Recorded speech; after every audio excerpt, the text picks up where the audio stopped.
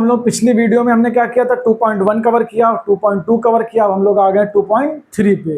तो हेलो बच्चों, जैसा कि हम लोग पहले देखते आ रहे हैं, मेरा नाम है आदर्श द्विवेदी और आप लोग देख रहे हैं रैंक अप 5। उसमें हम लोग क्या कवर करने वाले हैं, 3.3। तो क्वेश्चन तुम्हारा स्क्रीन में दिख रहा होगा तुमको। अब हम लोग क्या कर रहे हैं कि हमारा क्वेश्चन क्या है कि क्वेश्चन दिया गया है कि तुम्हारे अकाउंट में मान लीजिए क्या 500 रुपीज़ है और हर महीने तुमको पॉकेट मनी कितनी मिल रही है, 500 रुपीज़ नहीं, 150 रुपीज़। 500 तो अकाउंट बैलेंस में ही तुम्हारे हैं। मान लो क्या हुआ, अब 150 रुपये तुम्हारे घर वालों ने भेजे कि तुम्हें इससे ही पूरा महीना काम चलाना है। 500 तो तुम्हारे अकाउंट बैलेंस में रहने ही चाहिए और अगले ही महीने तुम्हें 150 रुपये और मिल जाएंगे। वो भी तुम्हें दिखाने पड़ेंगे कि नहीं हमारे अकाउंट में आ गए 150 रुपये। तो हम लोग क्या करेंगे, हमारे अकाउंट बैलेंस में कितने 500 रुपीज़ है।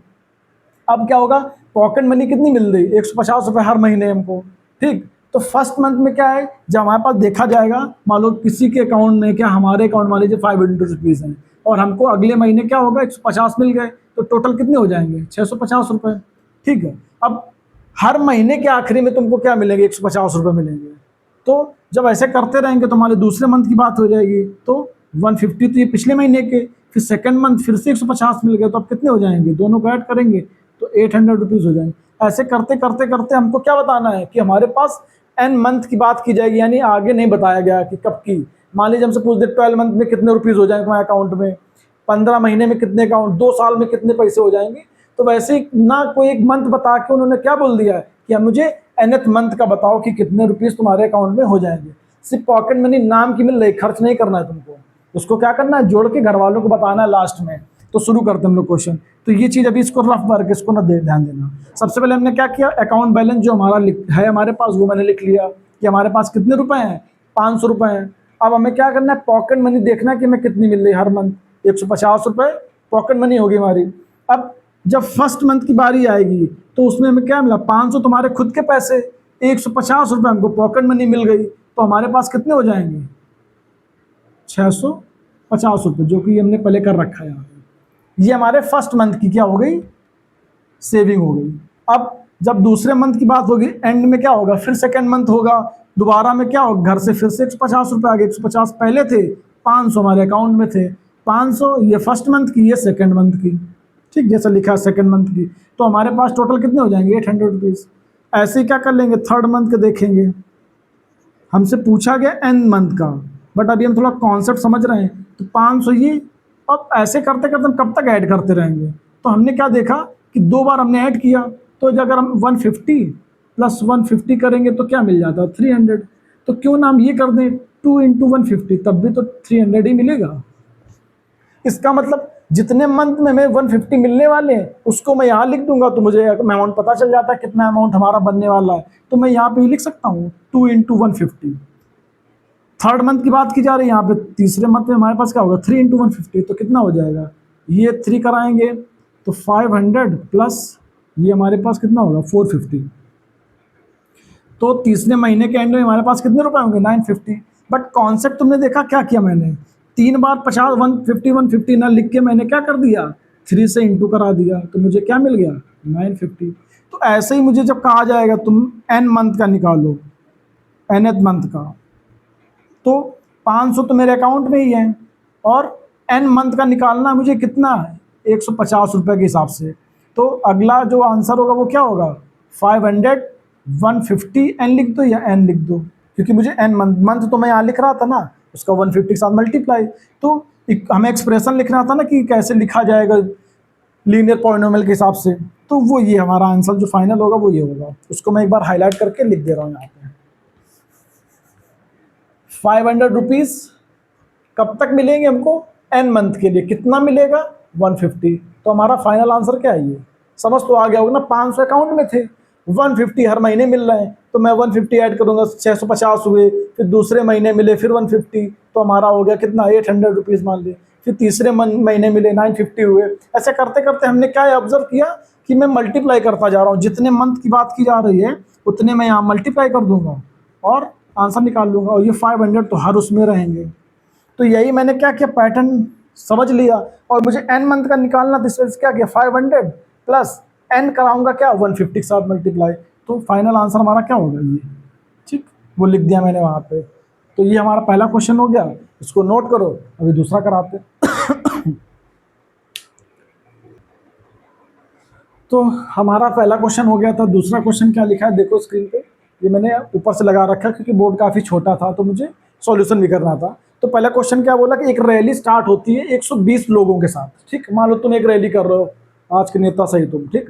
तो तुमने क्या किया, एक रैली स्टार्ट की। सबसे पहले तुमने जब स्टार्ट की तो तुम्हारे साथ कितने लोग थे, 120 लोग गए। ठीक, अब क्या किया तुमने, उनको खिलाया पिलाया अच्छे से। फिर क्या हुआ, जब उनका खाना पानी शुरू, तब तक तो ठीक रहे, जैसे जैसे उनकी चीज़ें खत्म होती गई तो लोग क्या हुआ, रैली से भागने लगे। अब तुम तो अपनी रैली में मस्त हो, लोग पीछे से गायब होना स्टार्ट हो गए। तो क्या था कि तुमने स्टार्ट किया 120 लोगों के साथ, और पर हर एक घंटे में क्या हो, 9 लोग गायब हो जा रहे हैं।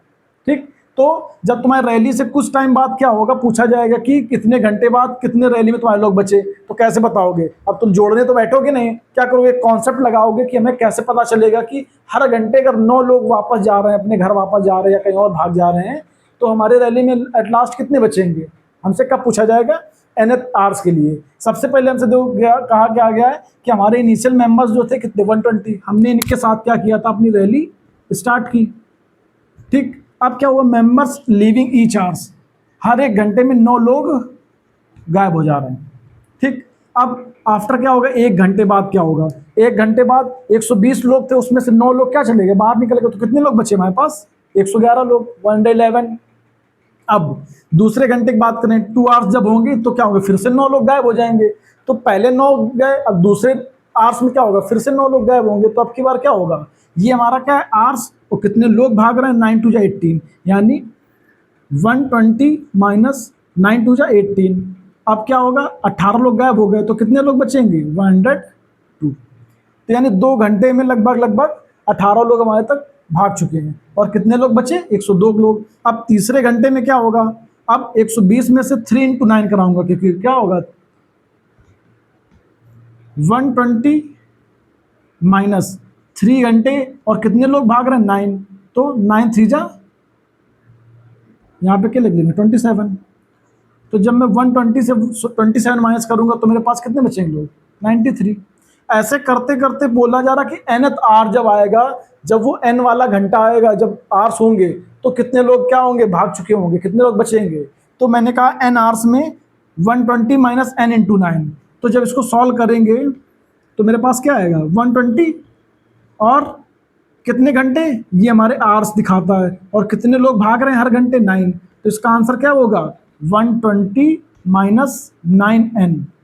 ठीक, तो ये हमारा क्या होगा फाइनल आंसर। क्वेश्चन में क्या था, 120 लोग के साथ स्टार्ट की मैंने रैली, हर घंटे 9 लोग गायब हो जा रहे हैं उससे। तो पूछा जा रहा है कि 1 घंटे बाद कितने बचेंगे, 2 घंटे से करते करते n आवर्स जब होंगे तब कितने लोग बचेंगे। तो एक एक एक्सप्रेशन देना था हमको कि ये एक्सप्रेशन जो भी तुमसे पूछा जाएगा कि मान लो 10 घंटे बाद कितने लोग बचे, तो 10 क्या करूंगा, n की जगह लिख दूंगा और मुझे आंसर मिल जाएगा। मान लीजिए 5 आवर्स की पूछा जाएगा तो क्या करोगे, n की जगह मैंने 5 रखा और 5 आवर्स बता दें। तो ये एक तरह से क्या है, जनरल फॉर्म मिल गया हमको। कोई भी घंटे का हमें चाहिए तो इस पर रख के मैं आंसर निकाल सकता हूँ, बट तुम्हारे क्वेश्चन में केवल इतना ही पूछा गया था तो मैं बस यहीं तक करूंगा। बट समझ आया कैसे किया, हर बार 9 निकाल दे रहे हैं, 2 टाइम्स हो गए, 3 टाइम्स गायब हुए, ये आंसर्स मिलते जा रहे हैं, और फाइनल आंसर हमारा, अब ये नोट करो, आगे क्वेश्चन कराते हैं। ठीक है, तो हमारा ये नेक्स्ट क्वेश्चन क्या दिया गया है, suppose the length of rectangle is 13 centimetre. मान लीजिए हमारे जो एक रेक्टेंगल हमको दिया गया है, ये रेक्टेंगल, उसकी लेंथ जो है क्या, 13 सेंटीमीटर है। ठीक, फिर बोला find the area if the width is क्या है, 12 सेंटीमीटर, 10 सेंटीमीटर, 8 सेंटीमीटर, मतलब कि जो विड्थ इसकी है वो हर बार क्या बदल रही है, कभी 10 हो जा रही है, कभी 12 हो जा रही है, कभी 8 हो जा रही है। ठीक है, अब हमें क्या करना है, हर एक का एरिया निकालना है। सबसे पहले हम लोग क्या मानेंगे, 12 सेंटीमीटर। तो हमें ये पता है कि हमारा एरिया ऑफ रेक्टेंगल क्या होता है, area of rectangle L into B. पहला में क्या करना, 12। अच्छा, लेंथ हमको पता है कि 13 ही हमारी हर बार फिक्स रहेगी, ये फिक्स है, और विड्थ हमेशा क्या है, बदल रही है। तो पहली बार में लेंथ हमारी क्या है, वही 13 ही रहेगी, विड्थ हमारी क्या है, 12 है। तो मैं जब इसका मल्टीप्लाई करूंगा तो क्या आएगा, 13 इंटू 12 कराऊंगा, साइड में करा लेते हैं, 13 इंटू 12, तो 12 3 जा कितना होता है, नहीं पता तुम लोगों को, 36, 3 आया, 12 1 जा 12, और 3 कितना होगा, 15, यानी 156। तो मैंने 156 लिखा। अब देखो सबसे जरूरी चीज इसमें क्या है, सेंटीमीटर लिखा हुआ, यहाँ पे सेंटीमीटर लिखा। एरिया के केस में मैंने बहुत पहले देखना, मेरी बेसिक वीडियो में पढ़ा हुआ है, एरिया जब भी करते तो वहाँ पे यूनिट का स्क्वायर लगाते हैं। ठीक है, मैंने जो मल्टीप्लाई कराया जो भी आया वो स्क्वायर लिखा जाएगा सेंटीमीटर यूनिट के साथ। अब दूसरा मुझे क्या करना था, सेकंड, पहला तो मैंने कर लिया, सेकंड में क्या दिया गया है, फिर वही है एल इंटू बी कराएंगे, बट एल हमारा क्या है सेम रहेगा, बी हमारा फिर से चेंज हो रहा है, विड्थ तो 10 होगा, तो क्या होगा 13 इंटू 10 130 सेंटीमीटर स्क्वायर। तो ये हमारा दूसरा हो गया। अब ऐसे ही तीसरा निकाल लूंगा मैं।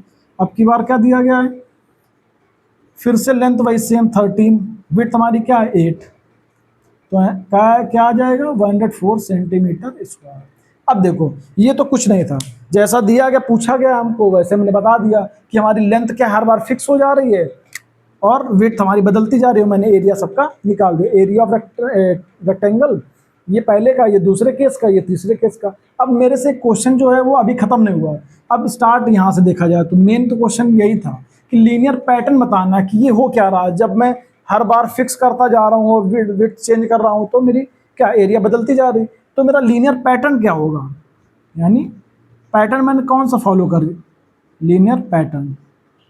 देखो जो भी लेंथ हमारी है और जो विड्थ है, लेंथ हमेशा क्या हो रही है सेम हो रही है, यानी 13 है, और विड्थ क्या है हमारी बार बार चेंज हो रही है, तो मतलब विड्थ अगर हम कोई भी बदल देंगे या लिख देंगे तो हमारा क्या होगा, एरिया बदल जाएगा।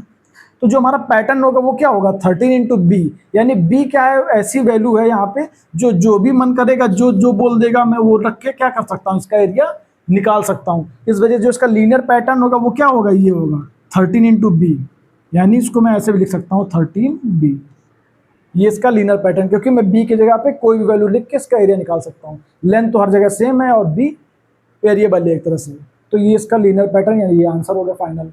तो ऐसे होगा पूरा, देख लो हर बार एरिया निकाल लेंगे और बाद में लीनियर पैटर्न लिख देंगे। इसको नोट करो, फिर अगला क्वेश्चन कराते हैं।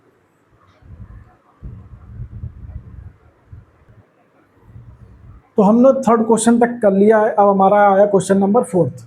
ये भी कुछ वैसे ही जैसे पीछे हमने किया था, वैसे इसमें क्या है, एरिया की जगह वॉल्यूम पूछ लिया गया है। Suppose the length of a rectangular box is 7 centimetre and width जो है हमारी 11 सेंटीमीटर, ये, और find the volume if the height is. अब क्या है, देखो कोई भी एक रेक्टेंगुलर बॉक्स की बात कर रहे हैं, मान लीजिए क्यूब टाइप का लग रहा होगा बट एक बॉक्स मान लीजिए, इसमें क्या है लेंथ भी है और विड्थ भी है और हाइट भी है, क्योंकि इसमें तीनों डायमेंशन है इस वजह से इसको क्या बोला गया है, रेक्टेंगुलर बॉक्स, 3D डायग्राम है ये। इसीलिए इसमें क्या है, एल भी होगा, बी भी होगा, एच भी होगा, हाइट भी है, विड्थ भी है, लेंथ भी है। इसीलिए अभी देखना, जब इसमें हम लोग एरिया में क्या कर रहे थे, सेंटीमीटर स्क्वायर लगा रहे थे, बट इसमें क्या करेंगे सेंटीमीटर क्यूब, क्योंकि इसमें 3 डायमेंशन, इस वजह से इसमें जो पावर लग रही है वो 3 लग रही है। बीच में कहीं ना कोई कॉन्सेप्ट यही होता है, बट हम लोग क्या करते हैं, रट लेते हैं कि एरिया के केस में हम लोग स्क्वायर लगाएंगे और क्यूब के केस में मतलब हाइट, उसके 3 डायमेंशन जो भी होगा, हाइट दी गई होगी तो उसमें क्यूब लगा लेंगे, यानी क्यूबिक में जब भी वॉल्यूम पूछा जाएगा। तो अब हम लोग देखते हैं क्वेश्चन हमारा क्या है। तो पूछा गया है कि एक बार फिक्स क्या कर दिया गया है, लेंथ दे दिया गया कि 7 दिया गया और जो उसकी विड्थ दी गई वो 11 दी गई, बट हाइट क्या हर एक केस में चेंज हो रही है, कभी 5 सेंटीमीटर तो कभी 9 सेंटीमीटर, कभी 13 सेंटीमीटर। तो बेसिकली हमारा फॉर्मूला क्या होता है, volume of the rectangular box क्या होगा, L into B into H. तो अब इसी पैटर्न के हिसाब से हमने निकाल लेंगे। पहले क्या दिया गया हमारा, लेंथ 7 सेंटीमीटर, विड्थ कितनी दी गई है 11 सेंटीमीटर, सेंटीमीटर ना लिख के सीधे वैल्यू लिखते हैं, 7 इंटू 11 इंटू एच क्या, पहले ये लेंगे 5 सेंटीमीटर, ठीक। अब इसका मल्टीप्लाई कराएंगे तो क्या आएगा, 11 7 जा 77, और 77 का जब हम 5 टाइम कराएंगे तो हमारा आंसर क्या आएगा 385।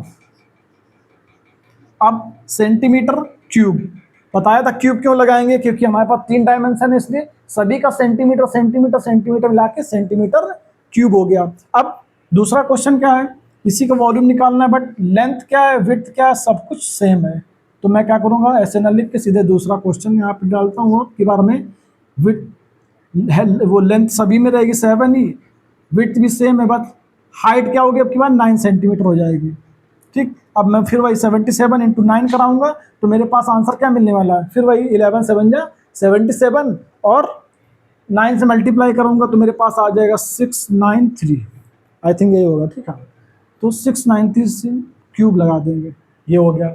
अब फिर थर्ड केस में, फिर वही थर्ड केस हमारा 7 इंटू 11 इंटू तीसरा क्या है केस 13, फिर वही 77, ये फिक्स है हर बार, और इंटू 13 कराएंगे तो आ जाएगा 1001 सेंटीमीटर क्यूब। तो देखो ये तो पिछले भी क्वेश्चन में कहा था एरिया बताओ तीनों का, एक बार 5 सेंटीमीटर लेके, एक बार 9 सेंटीमीटर लेके, एक बार 13 सेंटीमीटर, तो हमने कर लिया। हर बार एरिया, ये वॉल्यूम क्या हो रहा है, अलग अलग आ रहा है। बट इन्होंने कहा क्या, find the linear pattern of the rectangular box. तो लीनियर पैटर्न क्या होगा, मतलब क्या पैटर्न फॉलो कर रहे हैं बार बार हम, लीनियर पैटर्न क्या हो रहा है। देखा जाए तो ये दोनों सब में फिक्स है, यानी 7 और 11 तो हमारा फिक्स है। क्या नहीं फिक्स है, वो हाइट है, ठीक है। तो इसको हम लोग और कैसे लिख सकते हैं, 7 इंटू 11 77 और h, तो यही हमारा क्या हो गया आंसर। तो लीनियर पैटर्न हम लोग क्या फॉलो कर रहे हैं 77 हर बार, और h को क्या कर रहे हैं बार बार चेंज हो रहा है, तो वही मल्टीप्लाई करते तो हमारा आंसर भी चेंज हो जा रहा है। यहाँ तक सबका सेम है, बट बदल क्या रहा है h। तो पैटर्न का मतलब क्या होता है कि हम ऐसा क्या चीज़ जो रिपीट कर रहे हैं बार बार, क्या चेंज हो रहा है, तो h बदल रहा है ना हमारा। तो वही 77 तो फिक्स है, h हमारा क्या है, फिक्स नहीं है। जो भी यहाँ रखेंगे हमें कोई भी आंसर चाहिए हमें मिल सकता है। तो बस यही क्वेश्चन था। लेंथ दी गई है, विड्थ दी गई है, वॉल्यूम जो हमारा निकालने के लिए हमें क्या हाइट हर बार चेंज करनी पड़ रही है। तो वही हमने पहले निकाला, दूसरा निकाला, तीसरे, और पैटर्न में बता दिया। इसको नोट करो, फिर हम लोग अगला क्वेश्चन करते हैं। तो अब 5th क्वेश्चन हमारा बचा है, वो भी लास्ट क्वेश्चन है इस एक्सरसाइज का। क्या लिखा है, Sarita is reading a book of 500 pages, she read 20 pages every day, तो how many pages will be left after 15 days. अब मान लो तुम्हारे पास कोई 500 पेजेस की किताब है, ठीक, और तुम क्या करते हो हर दिन 20 पेज पढ़ लेते हो। तो बोला कि 15 दिन में कितने पेज पढ़ लोगे, और पढ़ने के बाद कितने पेजेस तुम्हारे बच जाएंगे। तो वही एक क्वेश्चन के थ्रू बताया गया कि एक सरिता नाम की लड़की है जो 500 पेजेस की एक बुक है उसके पास, और वो रीड करती है 20 पेजेस एवरी डे, मतलब 20 एक दिन में पढ़ लेती पेज, और 15 दिन तक वो ऐसे ही करेगी, रोज 20-20 पेज पढ़ेगी। तो 15 दिन में कितने पेज पढ़ लेगी, और फिर 15 दिन पढ़ने के बाद क्या कंक्लूड करेगी कि मैंने कितने पेजेस पढ़ लिए और कितने बचे। तो मेन क्वेश्चन हमारा यही था। अब हम लोग देखेंगे कि उसके बाद टोटल पेजेस कितने हैं 500। अब उसको पर डे कितने पेजेस पढ़ने हैं 20, ठीक है। अब वो कितने दिन तक पढ़ेगी, पेजेस रीज इन 15 डेज, यानी 20 पेजेस उसको 15 दिन तक पढ़ने हैं। जब हम इसका मल्टीप्लाई कराएंगे तो कितना आएगा 300 पेजेस, यानी वो 15 दिन में कितने पेज पढ़ डालेगी 300 पेज। अब पेजेस कितने बचेंगे, जब 500 में उसने 300 क्या किए पढ़ डाले, तो बचेंगे कितने 200 पेजेस, ठीक। अब हमसे क्या कहा गया, यहाँ तक क्वेश्चन हमारा हो गया जो हमें सॉल्व करना था। अब हमसे पूछा कि express this as a linear pair. हमें वही जो पिछले क्वेश्चन में करते आ रहे हैं वही इस वाले में करना है कि हमें बताना है कि नंबर ऑफ डेज जो होंगे, मान लो n नंबर ऑफ डेज में वो कितने पेजेस क्या करेगी पढ़ेगी, कितने बचेंगे, इसका एक पूरा वो बताना पड़ेगा। तो 500 क्या है हमारे पास टोटल पेज, और n डेज तक, इसमें हमें कुछ भी 15 पूछे, कोई 20 पूछे, कोई 25 पूछे, जो भी पूछेगा वो मैं n की जगह क्या कर सकता हूँ पुट कर सकता हूँ। तो एक तरह से लीनियर पैटर्न जो होता है वो हमें जनरल फॉर्म की तरह लिखना होता है कि हम कुछ भी नंबर n की जगह लिखना चाहे तो हम क्या कर सकते हैं लिख सकते हैं और वैल्यू बता सकते हैं। तो 500 pages n number of days तक कितने पड़ेंगे 20 पेज वो हर दिन। तो n नंबर ऑफ डेज में कुछ भी लिख सकते हैं, 15 दिन का हमें दिया गया था पीछे, अब हमें कुछ भी पूछ सकते हैं। तो बस हमें यहीं तक लिखना होता है कि हम एक पैटर्न बता दें आने वाले टाइम पे लोगों के लिए कि यहाँ पे कुछ भी वैल्यू पुट करके तुम आंसर निकाल सकते हो। तो हमारा क्या होगा, लीनियर पैटर्न ये होगा और बाकी सॉल्यूशन ये है, ठीक है। तो हमारी एक्सरसाइज खत्म हो गई, बाकी अगली एक्सरसाइज हम लोग अगले वीडियो में देखेंगे। धन्यवाद, पढ़ते रहो, मजा आता है।